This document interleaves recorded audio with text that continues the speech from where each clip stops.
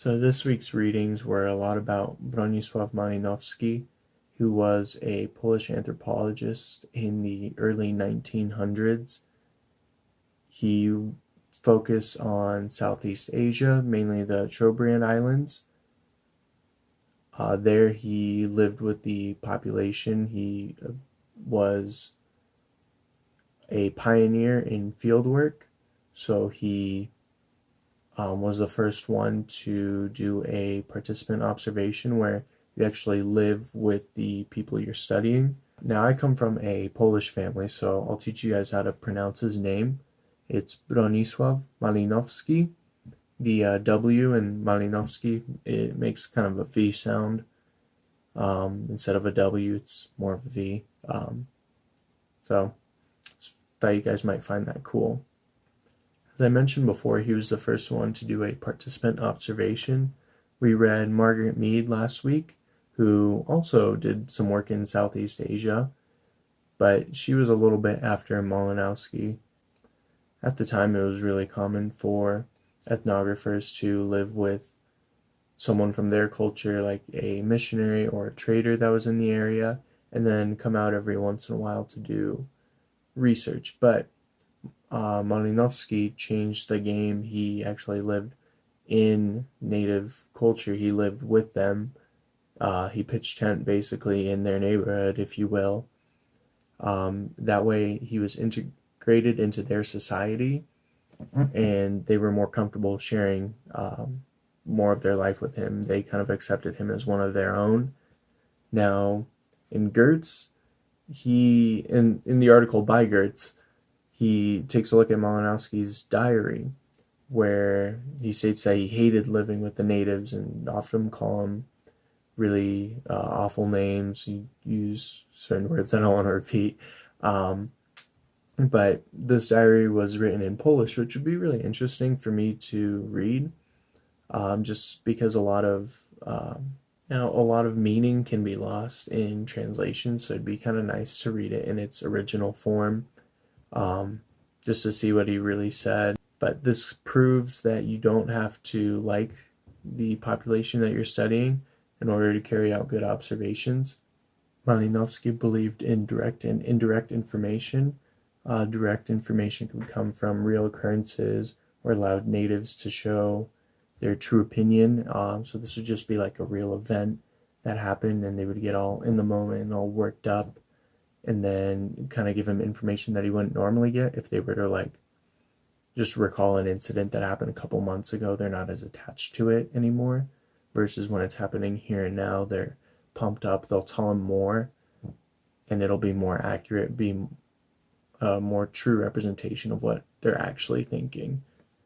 Indirect information would be information through an informant or some other source like that the ethnographer gets about the society, but not necessarily him observing it himself.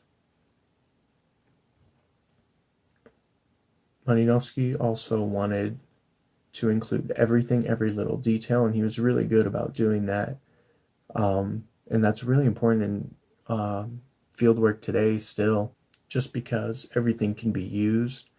So just why not? Like, if you're observing, you might as well get everything, get the full picture. He was big into charts and tables because they could compress information, which is still used today. It makes everything just a little bit more digestible to understand and analyze and things like that. Another important aspect of fieldwork is to be able to put aside our preconceived ideas. Now, Durkheim, in his 1895 piece, wrote about social facts, which are ways of thinking and behaving that are outside the individual. So that could be an interpretation of society right now. It's just learned and shared ways of behaving. Basically, it's just a bunch of laws, not in the formal sense, but much in the informal, that govern our behavior, and they're basically just these urges to follow a certain path or do a certain thing in a certain situation And it's important to realize that these are outside the human being, or outside the individual, I should say. And they are taught to us. So we're not born with them or anything like that, but each culture teaches their kids these ways of behaving, and that gets passed down from generation to generation. And of course, since this is a cultural thing, it can vary depending where you are in the world. So being able to observe being able to observe another culture, I'll have to put away my own preconceived ideas in order to fully understand theirs. Because not all the time they'll match up. Sometimes they'll be completely different. There are times where they will match up, like don't kill, stuff like that. And not all the time either. Don't quote me on that. But yeah, you have to put one of those aside. In Durkheim's 1901 piece, he actually talks about how punishment is a defense mechanism against anyone stepping over these social facts.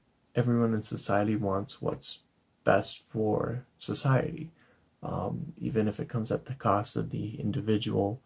For example, if someone is caught committing a crime, they get punished for it in order to benefit everyone else. Now, what Malinowski is observing is these social facts themselves. He studies how people interact with each other, the relationships they have. If a breach occurs, he looks at the punishment given out and things of that nature.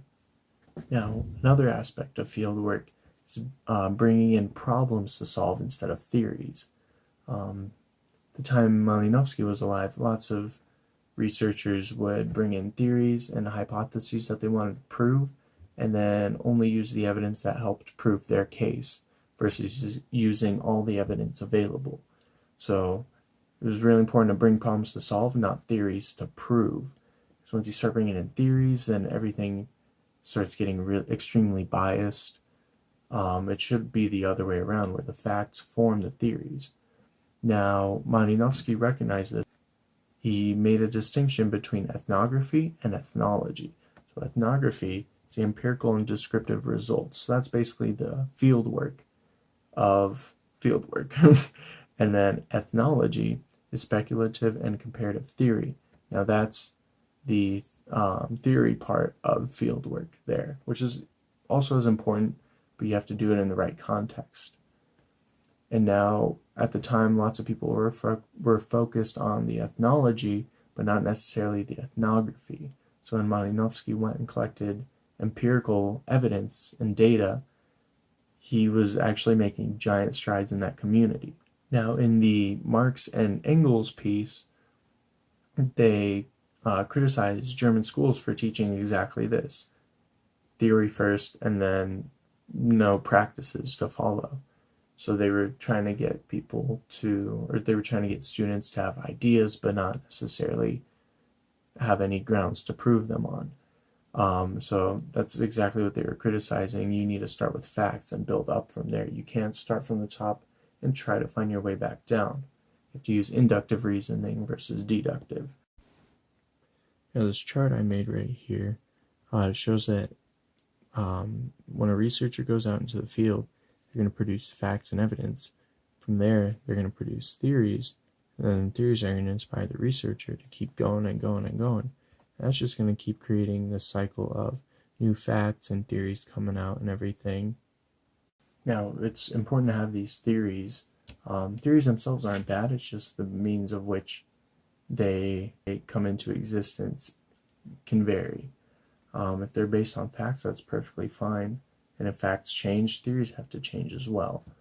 Now, when it comes to researchers being inspired by theories, that's amazing actually as well, because that way, when researchers go out in the field, they have something to motivate them to keep going and keep going back and getting research. Like Malinowski had to go, I believe it was about 3 years total, 3 separate years with breaks in between back, because every time he'd be ready to he'd think he'd be ready to publish, he'd find holes in other areas that could use some more work.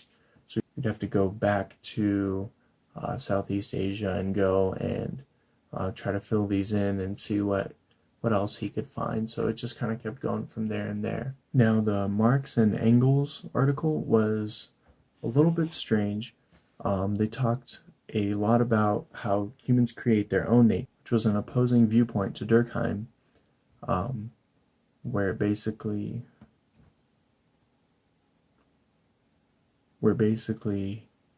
human nature, where basically society was above humans and it was its own thing, versus here humans create their own society. It was through labor of all things. So I definitely found that quite interesting, but I didn't really quite understand how it tied into the rest of the reading outside of their pieces of criticizing German schools. And there was one point where they did point out that we needed to use inductive versus deductive reasoning, but I felt like most of the article was a little bit weird, and it didn't quite fit, but it did kind of show how theories were changing from the mid 1800s to the early 1900s. So there was that. But if anyone knows any more about it, like, please let me know, because I feel like I kind of missed the point of that article, and I feel like it could be either really important or really not. But yeah, if you guys have anything, just just let me know, because I'd really want to understand that a little bit better. I was also kind of confused what he meant by like the end of history, but time still goes on. That was just a really strange concept to me that I couldn't really grasp. And somehow history ends with communism, because apparently there will be no conflict, but I don't know. I'm not here to judge. Now, of course, what these articles have shown us is, I mean, they've basically given us a foundation of where to start our own field work, to see where these people have started theirs, and how far it's come from the mid 1800s till the early 1900s. And I'm sure as the weeks go by, we'll figure out more and more how fieldwork has advanced since then. So this just gives like a good starting point. It definitely gave us a couple reminders as well. I really like the point about not having theories going into fieldwork, but having them coming out based on facts. Otherwise, there's no real point in doing the fieldwork if you already have a theory. I also really liked about the putting aside our preconceived ideas, because that is a big part of culture, and we always hear that diversity is good and everything, but I feel like in fieldwork we're just gonna have to acknowledge where we come from and try to put it aside, try not to let it interfere with studying these native cultures where we don't really know what's going on. So we just have to be the best observers we can be, and we can still have our preconceived ideas, our biases, but we have to let the reader of our work know what's going on, so they could get a better idea of where they're coming from as well. The article by Gertz actually gives us a really good idea of what fieldwork actually is, since it dissects Malinowski's diary. It's not easy, it's hard, and it's hard work. It's hard leaving all your loved ones behind for months, years at a time, just to study someone else live their life. It's definitely not for everyone, and I never really gave it much thought. I always thought I would enjoy it and everything. I'll be away, going on adventures and all that, but it's quite different than I thought, but in a good way. But I feel like it's rewarding in the end.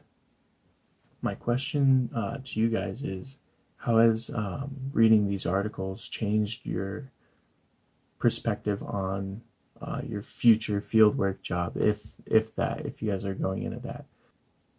How have your expectations changed based on these readings of early fieldwork?